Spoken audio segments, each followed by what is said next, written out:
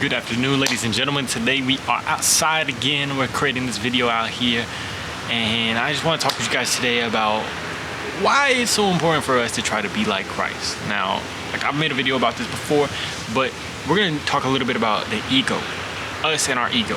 And I want to know what you guys think about this, how you feel towards your ego. Do you feel like you have a huge ego, anything like that? Because I feel like sometimes we realize there's people that say something, some stuff that happens that helps us reveal how big our ego actually is, how much that we might actually have a bigger ego than we think. And the reason why I think this is so important that we address this right now is because if we don't, we're always going to be controlled by what other people think, by the opinions of other people, or we're going to shape our craft and our mastery that we're trying to go towards, or our creativity towards people pleasing. So in this movie or this TV show that I was watching, that kind of made me think about this. There's a TV show that I'm watching called Beef, and it's like two angry people that are just going down this hole of getting angry at each other, getting upset, and they're just getting more and more upset about it. And there's this one lady in there who's like, we're gonna talk about her specifically. So this scene happens where the dude, somebody pees in her freaking restroom. He's trying to get her upset, I guess, and he runs out. And her husband goes in there and he's like trying to clean it up. And she's talking to her husband. Her husband's trying to like maintain, peace and calm about it, but she's trying to like throw her anger that she feels towards this on him. She's like, he just freaking pissed all up in here, and the husband starts saying like, well, maybe he just had a bad bladder. Maybe his bladder was just leaky. Trying to think about on the good side of it. And she's like, well, you're not gonna take my side? Like, you're not gonna sit here and you're not gonna take my side. You're gonna defend him, whatever. When in reality, he's just trying to like keep his peace with it, not get too upset. And she's like, I'm freaking angry. And he tells her like, anger is just a state of being, or it's just a mental state, something like that.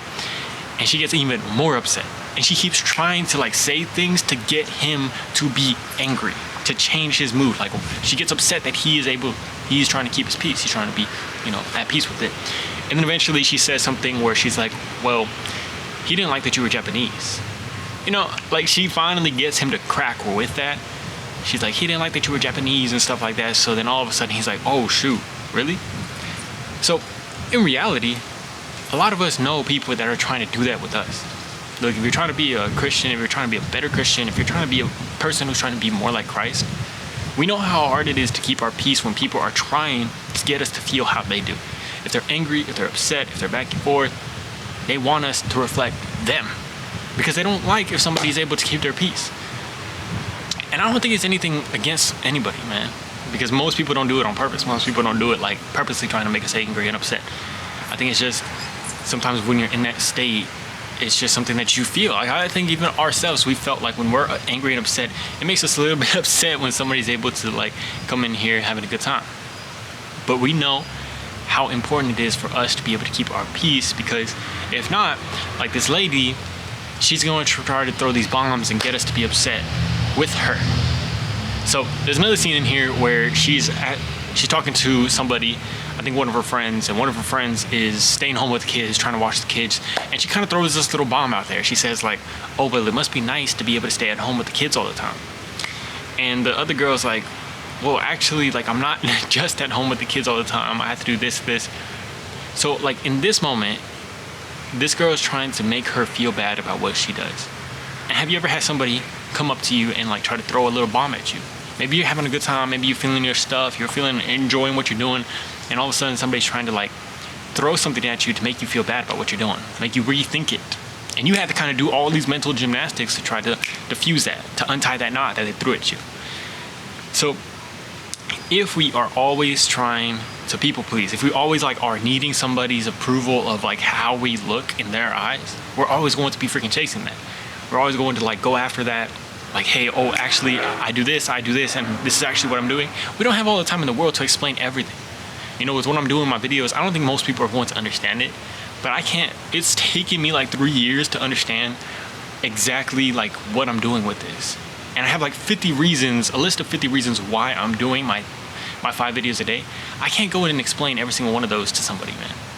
But because it's coming from a place of love, a place of trying to reflect Jesus, and I know how important this is to bring service, I don't need not that I don't need anybody's approval. Sometimes it's still something I'm working on, but it's something where I've gotten like release those chains of like needing people's approval. I don't like if somebody says something, a little passing comment about what I'm doing.